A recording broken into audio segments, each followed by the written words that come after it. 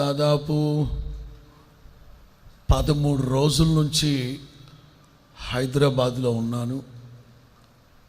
ఫ్రెడన్నకి ఈ రోజుకి 2 వారాలు అయింది యాక్సిడెంట్ అయ్యి.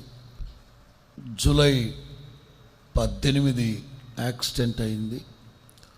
ఆ ఫొటోస్ అన్నీ మీరు చూసుంటారు, ఎవరో పెట్టారు వాటిని.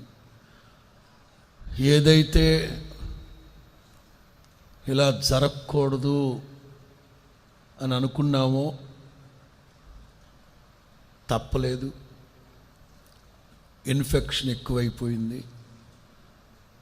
ఇలా జరగకూడదు అని ఏదైతే అనుకున్నామో నిన్న ఈ వేళప్పుడు అది జరిగింది. తప్పలేదు. ఏమిటి అనేది కాలమే మీకు తెలియపరుస్తుంది. జరగకూడదు అనుకున్నాం, అలాగా జరక్క తప్పలేదు.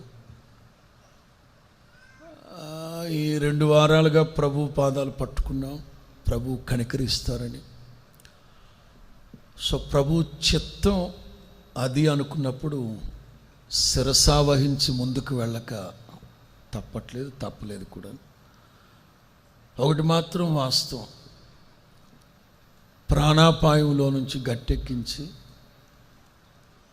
జీవాన్ని ఉంచాడు.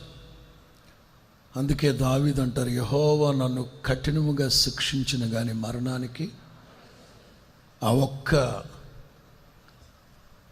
సంతోషంతో ముందుకు సాగక తప్పదు. సరిగ్గా 60 సంవత్సరాల 3 నెలలు ఆయనకి. సో తప్పలా.